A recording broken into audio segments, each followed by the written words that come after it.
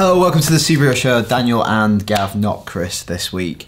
Better. Yeah, we saw the trailer for Jessica Jones last week. Yeah. We've heard from Luke Cage himself. Yeah. There's one character that's still a mystery, Iron That's right. Fist. Yeah. Trailed quite heavily in Daredevil, but we still don't know who's going to play Danny Rand.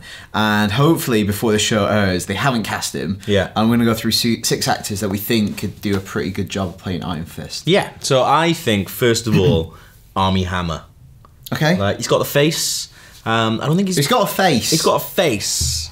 And every Good for an actor actor. needs a face. Yeah. But he's also, he's done good action. He's done, so he's in, I haven't seen it, but he's in The Lone Ranger. You're not alone. I saw the trailer, and he was fighting in that. He had a face in the trailer. He had a good face in the trailer, but I really liked him in Social Network. And he came very close to playing a superhero before in George Miller's Justice League movie. Oh, that's right. He was yeah. Batman. He was cast. And I think he just does that kind of sort of, rich guy, like, really, really well. Like, if you look like Social Network, like playing the Winklevi, he does that. He carries himself really well as like a really confident person, and I think that's kind of what you need in Iron Fist. Yeah, I think a lot of these things, like Choice has been thinking, who could make a good Danny Rand? Yes, that's the thing. Because that I think by the time he comes out, I think that idea of like a very wealthy playboy kind of guy is very, very familiar to a lot of audiences through Batman, obviously, and now in the Marvel universe through Tony Stark. Yeah. So trying to put a different spin on that persona. Yeah. My first choice is a safe pair of hands when it comes to TV. Jensen Ackles. Okay. Who was I had no idea this was when you said Smallville, but he's in Supernatural. So I think most of the people watching the show will know about Supernatural. It is now the longest running sci-fi fantasy show in America. It overtook Smallville. It's on its 12th season, I think. Is it good? Yeah, there's some really good standout episodes, like good Monster of the Week episodes, some really sinister episodes as well. And I guess I'm mainly picking him because I could see him making that transition. I could see him doing more TV. Right. I think he is pretty likable, and I could see him doing that kind of Danny Rand. I don't think he's not my top choice. No. But I think I could see him going on that journey and making the transition to like a Netflix. Because I think it's more likely. We've got some bigger actors in here. I think Armie Hammer slightly more in that league. But you're gonna ask someone to do a big commitment here, more so than a movie in a way. Yeah, and I think maybe that's why my second choice possibly can't do it, because my second choice is Dave Franco. Yeah. Because I think there hasn't been enough Dave Franco. I think he's due like a push into. I don't think Dave Franco's ever gonna be that kind of actor where he's going to be, right at the top. He's not gonna be at the top of anyone's list for any big superhero movies. Like, he's still quite, a relatively small name. But I think on TV, I think he's got that kind of commitment, and he's just got he's got a really, really good like personality and like quirkiness about him. Definitely see him in that role. Like he's so chilled out. I can imagine him going on that journey where exactly, yeah. Yeah, and we won't. To be fair, like we haven't really had a chance to see him do a lot of anything different other than that kind of like Apatow type humor. Yeah, he's done a lot of those type of films. I almost think some of knowing that and what he's done previously could have almost like that knowledge factors into the character. Yeah, you've done nothing with your life up until this point. Well, I wouldn't say nothing. That's a harsh reading of his career. Yeah, I think Bad Neighbours, like he's done more than me. That was Bad Neighbours and 21 Jump Street are like two of the biggest comedies of the last couple of years. Yeah, but if you can prove anything with facts. Nothing. He's done nothing. Prove anything with facts. Next one, again, I think possibly a bit too big. Yeah. For a Netflix show, but Netflix. Sorry, they didn't get Kevin Spacey for a Netflix show. They didn't get anyone. Yeah. Luke Hemsworth. Yeah. He could very much play a superhero. His Yeah. brother is indeed Thor, and I kind of like that idea. Obviously, never drawn it, but I think having Thor's brother in there. Yeah, little Thor. Yeah, I think that'd be really good. I think again, he's another actor though. You say maybe he's too big for it. What's he been in? Like, and also I'm basically playing like being the lead character in a Marvel Netflix show. Yeah, is a huge thing. Yeah, exactly. Yeah, like just because it's on on TV, that means absolutely nothing anymore. Yeah. But I think you're right. Like what I'm trying to think like. What's he been doing? He must have been working on something, because didn't they film those Hunger Games films like back to back? In Expendables briefly. Yeah. But I think he'd be great for his career. Yeah. But I think it's all on my last one. Is it on your last one? Before that though, this is my favourite one, Jesse Plemons. Jesse Plemons. What's wrong with him? I love Jesse Plemons. I do love Jesse Plemons. I think like I can't see him without his top on. Why? You think his? I don't want to. You think his skin? Because he's obviously like suffered with acne all his life, so he's got like a lot of the characters that he plays sort of draws upon that because he's got quite a craggy face. You think it's going to be? That's not why I said that. I just can't see him like with like jumping through the air. He has just put on because I recently just saw him in the program, Okay. and he's very skinny in that because he's a cyclist. Really? Well, he's massively fat in Fargo. I think neither would work for the character. But I think, like, you know, I think he's got that kind of face where he hasn't really done anything that different. But then I haven't seen the program yet, and you said he's very different in that to what he is in Friday Night Lights. And actually, in Fargo, like, he's showing that he can do quite a lot of range, and I think he's also really lovable every time he's in, even in Breaking Bad, in those scenes that he's in. Like, you kind of don't want to like him, but because he does some really horrible stuff. But actually, he's quite cool, and you kind of can't help but like him. He's kind of like a lovable hero. Is that good to play Rand? I'm not quite sure. I think also a big factor in this, like, how the hell are they doing that costume? Yeah. Like, I wasn't a big fan of the final Daredevil costume. I like the black suit, but I don't know how you do it. I think they'll have to do some major adaptations. Because that, to be fair, the first Daredevil running film, around New York topless. the first black Daredevil costume, like, that's quite similar to Iron Fist. That's how I would think I would do Iron Fist if I was going to do it on screen. But they've already done it for Daredevil. Yeah, and I think, you know, some stuff that happens in Daredevil. Yeah. Iron Fist is obviously connected through the kind of stick and all that, and Madame Gao. So, you know, it's not unlikely that he might have a costume that kind of riffs off that to a degree. Yeah. Right, my final choice. It's all on this one. We've said this. Well, this is the choice. We've said this a few times on the show before. Dan Stevens, British actor, in The Guest, and you know he was and Downton Abbey. Apparently in Downton Abbey, I've never seen Downton Abbey. Yeah. He's a little bit chubbier. But like, slightly. Yeah, but in The Guest, like, he goes super lean, and that's kind of what I think you need for Iron Fist. You need that martial art, you know, like Bruce Lee. He's not the biggest guy, but he's the strongest guy. Yeah. Like per pound. Well, in the Guest, I think in a couple of superhero shows ago, we talked, like, you guys talked about that, and like, if you can find it on YouTube, but just look at that bar scene where he's just like beating the shit out of a couple of guys. Like, he's really, really good. Plus, I think like his American accent is really good. Yeah, I know that doesn't matter. I think because you can do the Playboy style. Yeah, part of. Well, because he's played cousin Matthew in Downton, who's very much the playboy of Downton Abbey. Just do that. Do it as he would in that. In Downton, yeah. And yeah, I think he does, like, in that bar scene in particular, he exudes a certain power. I think he's a perfect choice, but unfortunately, you guys have said the perfect choice for Doctor Strange before was the Red Viper. Yeah, Pedro. Yeah, and I think that's a perfect choice for Doctor Strange. You guys said it on this show. I really jumped on board with that, and then they gave it to some other jabroni. So, it's almost like they're not making all the major casting decisions based on what we say on this show. Idiots. Anyway, who do you think should play Iron Fist in the forthcoming adaptation? Let us know. superheroshowatIGN.com, and we've got some feedback. Yes, we have. Ready? Shall I go first? Please do. This from Tom Clough. Says, subject, 2020 Marvel films. And he lists them all 2020 of them. Can't wait. No, he doesn't. I think with the way the MCU is shaping, it would be a great time to add new people into the mix. I'd go with Doctor Strange 2. What?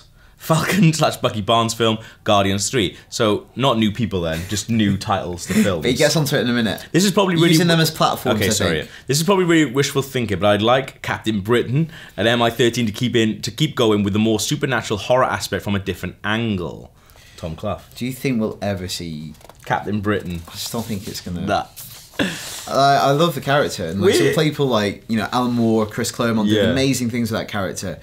I just don't think you're going to get Brian coming to the big screen anytime soon. Definitely not. Or Di Jones, his Welsh policeman sidekick. We can but hope. Actually, Di Jones has got a really, really sad little story arc. I don't know. Yeah, so Di Jones and Captain Britain sort of kind of like enemies because someone, I don't think it was Captain Britain, but a hero killed Di Jones's wife. So for ages, he's sort of battling against like the superhero thing. But then they kind of it's very typical of Wales to be annoyed about something that England doesn't even really... Not really even aware of. Exactly. Not even on our radar in many ways. Let's get Di Jones to the big screen. Who can play him? If only we knew someone who's good on camera and Welsh. Luke. Next. Shane Wright. I know it's a long way off yet, and we have the majority of Phase 3 to come beforehand, but are there any other superheroes you think may appear in the Infinity War? Ooh. So I definitely think Adam Warlock. Yeah. I think Adam Warlock will turn up in Guardians 2 and it will be a thing. Whether he is Peter Quill's father, Yeah. and they tie it in that way, but I think that's such a major cosmic character Yeah. by Jim Starlin, and he plays kind of a pivotal role in a lot of the stories. Yeah. I think he'll turn up. The Watcher.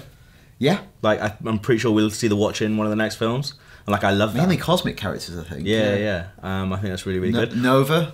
Yeah. One character I thought of the other day that I really, really want to see, and it's one of my favourite Marvel characters, and it's got to be he's got to be coming into the TV shows, I reckon, soon. It's Taskmaster. Oh, yeah. Like, he's always been one of my favourite. That'd be brilliant on Netflix. Exactly, but also awesome for Netflix, because like, if you don't know about Taskmaster, he's like a muscle mimic, so he can watch something and he instantly can do that thing. So imagine him sitting down actually scrolling through Netflix looking for stuff.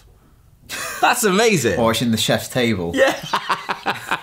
Or just watching American Office again, which is what everyone watches. Like me, just watch The Office and then just that one with Brent. Yeah. Cool. Keaton Williams. I think the unannounced movies will be sequels of Doctor Strange, was what we said last week. Yeah. And maybe Hulk.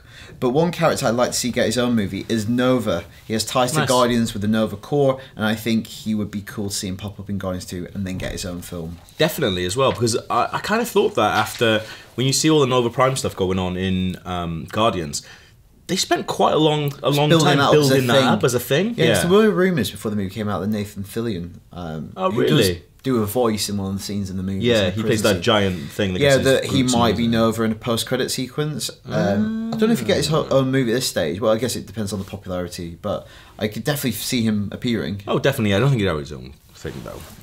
But here we go. Planet Hulk. This is an email from Chris, who says, about the Mystery 2020 Marvel movies, I think one will undoubtedly be Planet Hulk. With a confirmation that Hulk will play a major role in Thor 3, I think there's a solid chance that's where it's leading. Planet Hulk's going to be solid to do.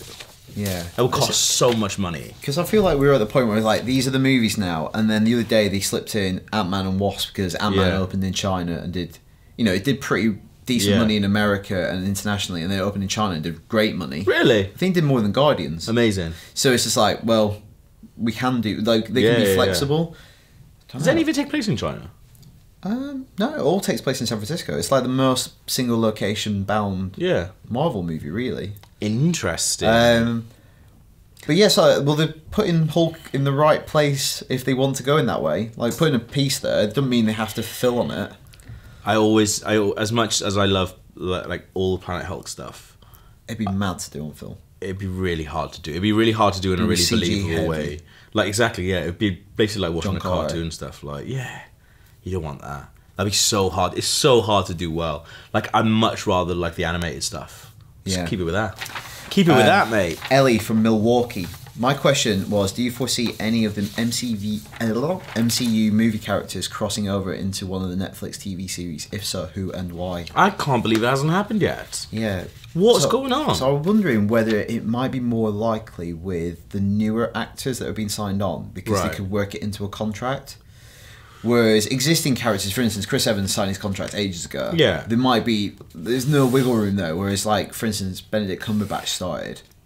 Can we like, they might be putting that onto the table. I guess so, but at the same time, like, contracts and stuff aside, I mean, in my head, everyone loves working in the Marvel film, stuff like that. And if it's just like, it's work. If someone if someone was just like, oh, do you fancy just popping in, do a couple of days on Daredevil? I'd be like, yeah, all right, that's wicked. It sounds amazing. That's not how the real world works. I guess it also depends on the character and also what you need them to do. Yeah. Because suddenly, if you want Hulk, that requires an X amount of money being put aside to have him appear in your show and do something proper. But if you need Bruce Banner to turn up and do a bit of Basil exposition, that's obviously much more... that's easy. Accommodating. It's easy to accommodate. But at the same time, you see, like, like Falcon being in, like, Ant-Man, stuff like that, like... Why is there's no reason? He still has an action sequence. That's the thing. Like, that's a good point. Yeah. But who would you like to see? Or like Chris Evans in Thor, who just turns up in Thor 2. Yeah. But again, movie budgets. Like, I feel like they could give him a bit more. Whereas on TV, so in Jessica Jones, Jessica Jones is a really cool character. She kind of weaves in and out of the lives of certain heroes. Yeah. There's an arc early on where she helps Captain America retrieve a tape that could kind of reveal his identity. Right. So at the end of an issue, he's been a big plot point throughout this little arc of But at the end of the issue, the final issue, he turns up at her door and they have a little exchange, and it kind of just ties up the storyline. Amazing. It'd be great to have someone appear like that and not needed for a fight sequence or anything like that, just more the punchline to the story. It also feels like doing that, it kind of like, not as like Marvel giving the finger to like DC, but like you see, but it's playing upon that strength of having it as part. And so I can see it going the other way. I can see everyone turning up in Infinity War. That has to happen. There will be one shot at the end of Infinity War where it'll just be everything you've ever seen, just putting in one shot. I'd like to say I don't understand how why Daredevil is not going to appear in the movies. He's got to. Yeah, definitely. The end of Infinity War. It goes both ways, though. Yeah, but it just lends a little bit more weight to the Netflix stuff, I think. Yeah. To the TV shows, because like I don't believe, and it doesn't. I don't believe that the DC movies, give a toss about the TV stuff. No, I don't think it's even on their radar. Yeah. I don't think they feel like, we're making movies. What a missed opportunity. But their TV stuff's doing great. I know that, but at the same time, like, isn't it weird? Like, how do you explain to audiences who there's two different Flashes? That problem is going to be also within the show Flash. There's two Flashes.